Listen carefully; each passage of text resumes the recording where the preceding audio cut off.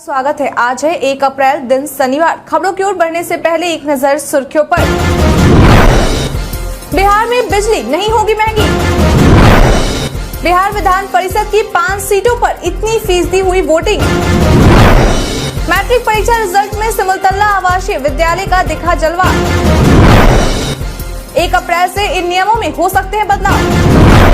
IPL 2023 के पहले match में गुजरात टाइटंस से चेन्नई को मिली हार। अब चलिए बढ़ते हैं बिहार के अब तक की 25 बड़ी खबरों की ओर विस्तार से। एसएससी सीजीएल 2023 का अधिसूचना आज होगी जारी।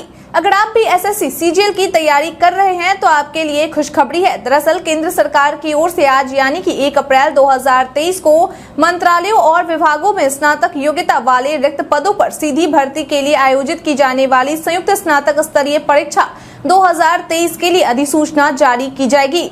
इस परीक्षा का आयोजन करने वाले कर्मचारी चयन आयोग के कार्यक्रम के मुताबिक अधिसूचना जारी होने के साथ ही आवेदन प्रक्रिया भी शुरू हो जाएगी, जिसके लिए आखिरी तारीख 1 मई निर्धारित है। इसके अतिरिक्त आयोग ने पहले चरण में आयोजित होने वाले टियर 1 की तिथियां 14 से 27 जुलाई 2023 की भी घोषणा बुधवार 29 मार्च को कर दी। इच्छुक और योग्य उम्मीदवार आवेदन करने के लिए ssc.nic.in पर जाकर आवेदन कर सकते हैं। बिहार में बिजली नहीं होगी महंगी। पिछले कुछ दिनों से ऐसी खबर चल रही थी कि राज्य में बिजली बिल महंगी हो सकती है, लेकिन इस खबर पर अब पूर्ण विराम लग चुका है। दरअसल अब यह साफ हो गया है कि राज्य में बिजली उपभोक्ताओं को महंगी बिजली नहीं मिलेगी। बता दें कि बीते दिन बिहार विधानसभा में मुख्यमंत्री नीतीश कुमार के द्वारा यह साफ कर दिया गया है कि सूबे में बिजली दरों में हुई बढ़ोतरी का असर उपभोक्ताओं की जेब पर नहीं पड़ेगा, यानी कि बिहार के उपभोक्ता के लिए बिजली दर में बढ़ोतरी नहीं होगी। दरअसल ऐसा न हो इसके लिए सरकार की ओर से 13,114 करोड़ रुपए की सब्सिडी दी जाएगी। बता दें कि सरकार की ओर से दी जाने वाली सब्सिडी से बिजली उपभोक्ताओं की जेब पर कोई असर नहीं पड़ेगा। 1 अप्रैल से इन नियमों में हो सकते हैं बदलाव। हर महीने की शुरुआत किसी महीने के अंत के साथ होती है, लेकिन जब नया महीना होता है तो उसमें लोगों की उम्मीदें होती हैं कि इस महीने तो कुछ अच्छा जरूर होगा। ऐसे में अप्रैल महीने की शुरुआत पर अगर हम एक नजर डालें तो 1 अप्रैल 2023 से यूपीआई लेन देन महंगा हो सकता है। National payment corporation of India की तरफ से जारी बयान की माने तो यूपीआई से मर्चेंट ट्रांजैक्शन पर प्रीपेड पेमेंट इंस्ट्रूमेंट्स यानी कि पीपीआई फीस लागू करने को कहा है, जिसमें 2,000 रुपए से ज्यादा ट्रांसफर करने पर टैक्स देना होगा। अगर आप वॉलेट से यूपीआई करते हैं तो आपको एक्स्ट्रा चार्ज देना होगा। बाकी लेन देन में छूट रखा गया है। एक वित्तीय साल में 5 लाख से अधिक का प्रीमियम वाली इंश्योरेंस स्कीम रखते हैं तो आपको टैक्स देना होगा। 1 अप्रैल से टोल टैक्स में बढ़ोतरी की गई है। ऐसे में सड़क यात्रा महंगी होने वाली है। 1 अप्रैल से गाड़ी खरीदना महंगा हो सकता है। साथ ही 1 अप्रैल से फिजिकल गोल्ड को इलेक्ट्रॉनिक गोल्ड रसीद में बदला गया है। हालांकि इसमें टैक्स नहीं लिया जाएगा।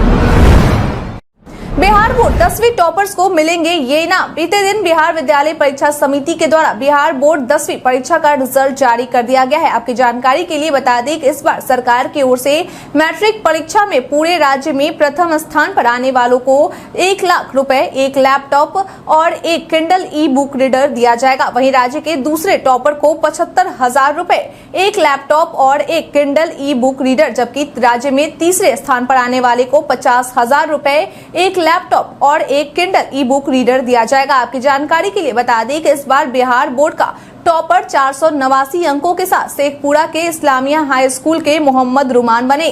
बता दें कि रुमान वर्तमान में एनडीए की भी तैयारी कर रहे हैं। वे आगे जाकर देश की सेवा करना चाहते हैं।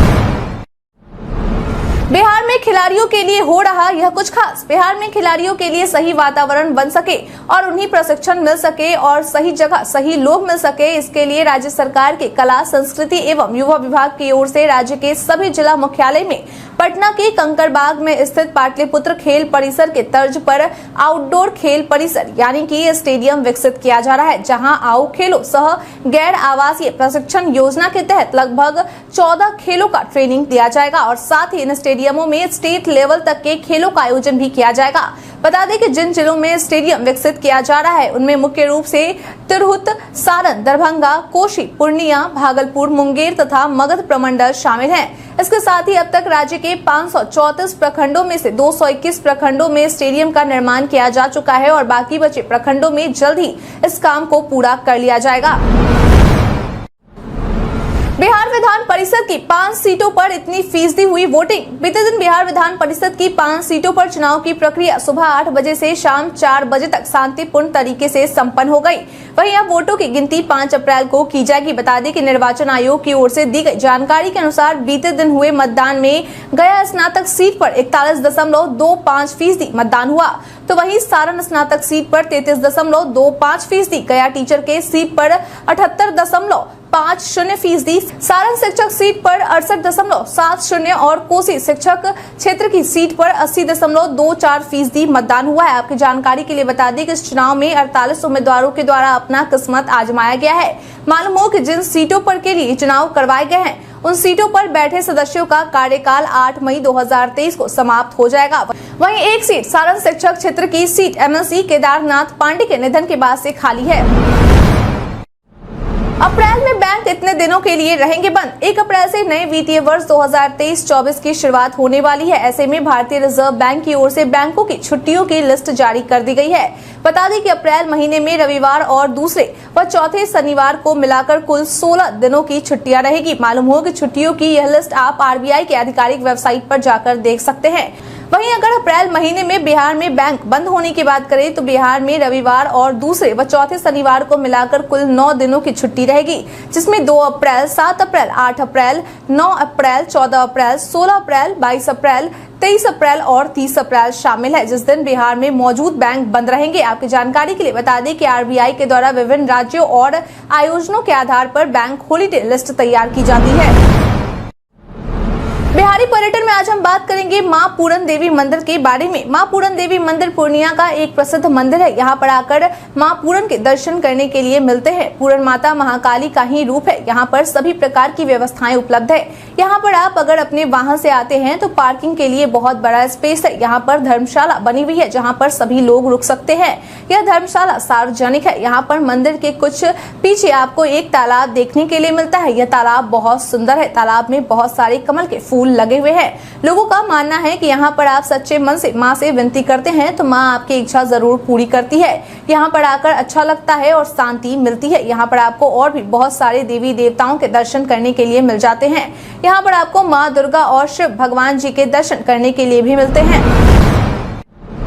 बिहार के गन्ना मूल्य दर में होगी बढ़ोतरी। बिहार के वैसे किसान जो गन्ना की खेती करते हैं उनके लिए खुशखबरी है। दरअसल बहुत जल्द ही राज्य में गन्ना के मूल्य दर में बढ़ोतरी हो सकती है। इसके लिए बिहार के गन्ना उद्योग मंत्री आलोक मेहता के द्वारा एक बैठक में बिहार शुगर मिल्स एसोसिएशन के अध्यक्ष सदस्य, चीनी मिलों के प्रबंध निदेशक व मालिकों को निर्देशित किया गया है कि वे गन्ना के मूल्य दर में बढ़ोतरी को लेकर विचार करें और विभाग को इस बारे में सूचित करें। उन्होंने कहा कि अगर ऐसा होता है तो गन्ने की खेती में बढ़ोतरी होगी और साथ ही गन्ने की खेती करने वाले किसानों को भी आर्थिक मदद मिलेगी। वहीं बैठक में बैठे बिहार शुगर मिल्स एसोसिएशन के अध्यक्ष का कहना है कि नए वेज बोर्ड के आने से चीनी उत्पादन में भी लागत बढ़ेगी, लिहाजा गन्ना मूल्य में इस वर्ष इजाफे का कोई औचित्य नहीं है। मैट्रिक परीक्षा रिजल्ट में सिमुलतला आवासीय विद्यालय का दिखा जलवा। एक बार फिर से सिमुलतला आवासीय विद्यालय ने अपना जलवा दिखा दिया है। दरअसल बीते दिन बिहार के शिक्षा मंत्री के द्वारा बिहार बोर्ड मैट्रिक परीक्षा 2023 का रिजल्ट जारी किया गया है। बता दें कि ऐसे में बिहार बोर्ड की ओर से 3 दर्जन से अधिक परीक्षार्थियों को सत्यापन के लिए बुलाया गया था, जिसमें सिमुलतला आवासीय विद्यालय के भी परीक्षार्थी शामिल थे। आपकी जानकारी के लिए बता दें कि सत्यापन के लिए बुलाए गए परीक्षार्थियों में 10 परीक्षार्थी ऐसे थे जो सिमुलतला आवासीय विद्यालय के थे, यानी कि सिमुलतला आवासीय विद्यालय के ये 10 छात्रों ने टॉप 10 में अपनी जगह बनाई है। बता दें कि टॉपर्स की सूची में जिन 10 परीक्षार्थियों के नाम सिमुलतला आवासीय विद्यालय से हैं उनमें शुभम कुमार, सुधांशु शेखर, पंखुड़ी कुमारी, हिमांशु कुमार, भव्या राज, अर्पिता कुमारी, रोशन कुमार, प्रभात कुमार, आस्था कुमारी एवं सुषमा कुमारी के नाम शामिल हैं। राज्य में अब जैविक खेती से जहर मुक्त अनाज का किसान करेंगे उत्पादन। जैविक खेती का विस्तार अब बिहार के सभी जिलों में किया जाएगा। बता दें कि इसकी योजना कृषि विभाग द्वारा राज्य सरकार के निर्देश पर बनाई गई है, जहां जैविक खेती को बढ़ावा देने के लिए वर्मी कंपोस्ट इकाई के लिए अनुदान सहित कई उपाय अपनाए जाएंगे। मेरी जानकारी के अनुसार इसे चौथे रोड मैप में भी शामिल किया जा रहा है। स्कीम स्क्रीनिंग समिति द्वारा विकास आयुक्त की अध्यक्षता में हुई बैठक में योजना क्रियान्वयन के प्रस्ताव पर अनुशंसा कर दी गई है। बताते चले कि 14 करोड़ और 39 लाख रुपए इस योजना के स्वीकृति के साथ ही योजना के लिए जारी किए जा चुके हैं। इस योजना को उद्देश्य विषमुक्त अन्न का उत्पादन करना है। वहीं विषमुक्त अनाज के उत्पादन के साथ ही किसानों की आमदनी को बढ़ाना भी है।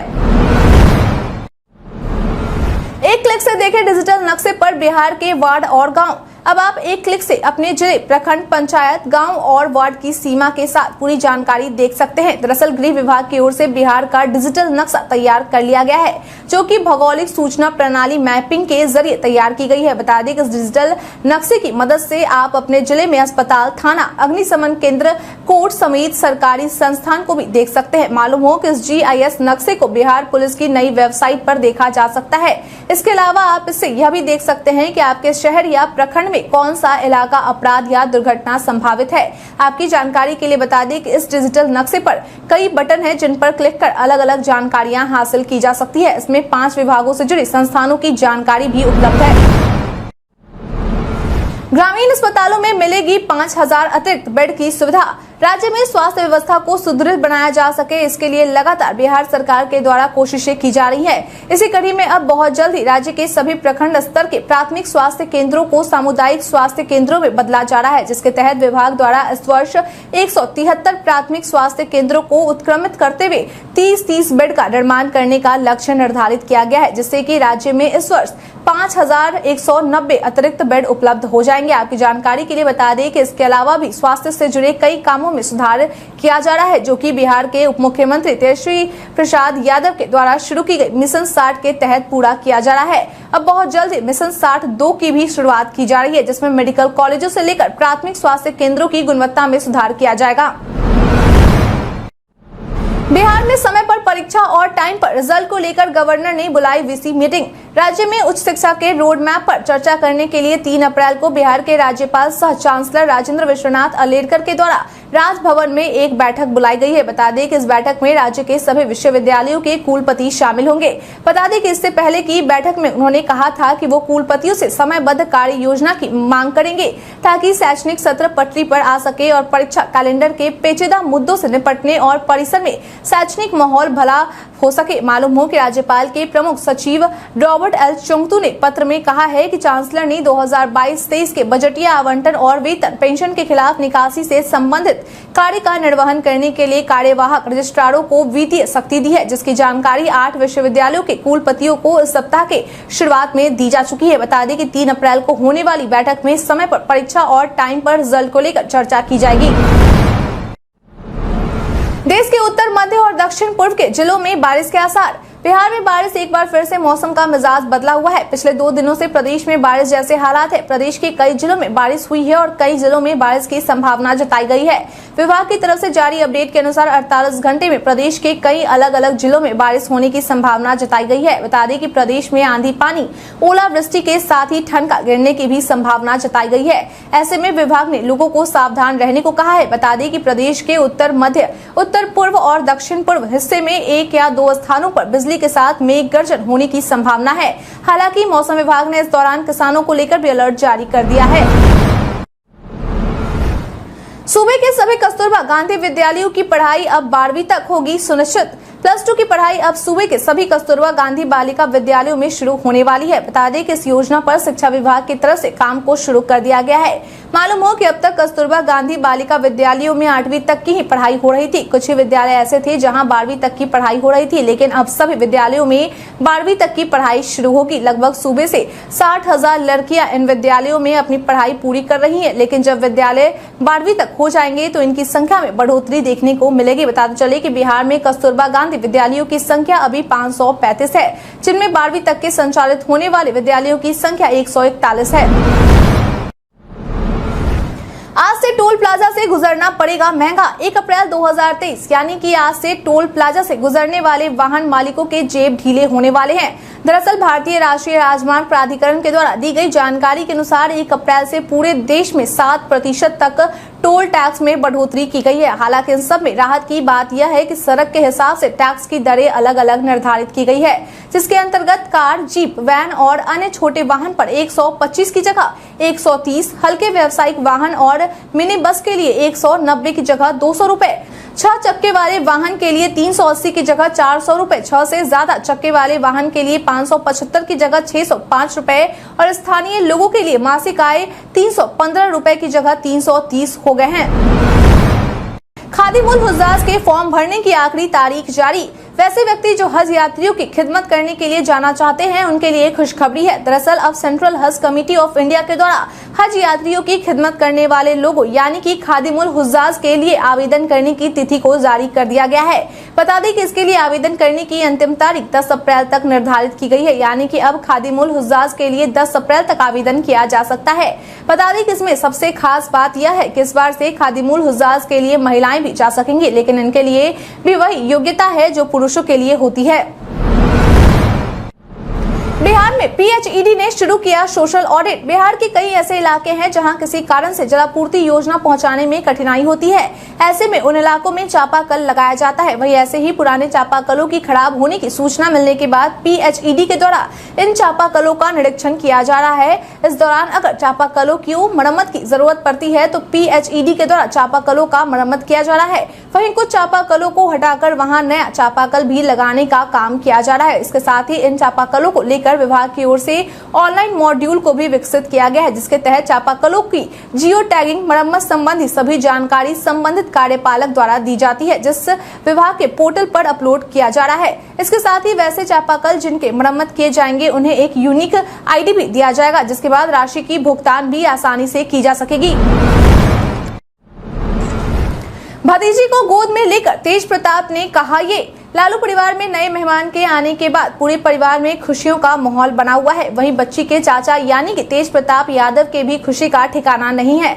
इसी खुशी को जाहिर करते हुए उन्होंने ट्विटर पर एक फोटो शेयर किया है। बता दें कि शेयर किए गए इस तस्वीर में तेज प्रताप यादव अपनी भतीजी को गोद में लिए नजर आ रहे हैं। इसके साथ ही उस दौरान उनके चेहरे पर मुस्कान भी देखने को मिल रही है, जिसे देखकर यह साफ पता चलता है कि वह कितने खुश है। तस्वीर शेयर करते हुए उन्होंने कैप्शन भी लिखा है। उन्होंने लिखा है, नन्ही सी परी से मिलकर आज जो खुशी और सुकून की अनुभूति हुई है उसे शब्दों में बयान नहीं कर सकता। पूरे परिवार का नाम रोशन करो, सदा खुश रहो, यही ईश्वर से प्रार्थना है मेरी। सम्राट चौधरी ने सीएम नीतीश से समझौता करने पर कही बड़ी बात। बीते दिन बिहार के नए भाजपा प्रदेश अध्यक्ष सम्राट चौधरी नवादा पहुंचे, जहां उन्होंने केंद्रीय गृह मंत्री अमित शाह के आने से पहले तैयारियों का जायजा लिया। इस दौरान उन्होंने कहा कि बिहार में अब महागठबंधन में कोई लड़ाई नहीं है, लेकिन हाँ यह जरूर है कि अभी 7 पार्टियां मिलकर सरकार चला रही है, जिसमें 2 पार्टियां ऐसी भी हैं जिनमें से एक का तो पूरा बिहार में सुफरा साफ होने वाला है, तो वहीं दूसरी पार्टी का कुछ वोट बचा है। उन्होंने कहा कि अब नीतीश कुमार के नेतृत्व पर किसी को भरोसा नहीं है। अब तो उनकी पार्टी के लोग ही उन पर भरोसा नहीं करते। अब तो उनका जनमत भी नहीं बचा है। जिसका खुद का डीएनए खराब है वह दूसरे का पॉलिटिकल डीएनए क्या तय करेंगे। उन्होंने कहा कि जब तक मैं बिहार का प्रदेश अध्यक्ष रहूंगा तब तक नीतीश कुमार से कोई समझौता नहीं होगा।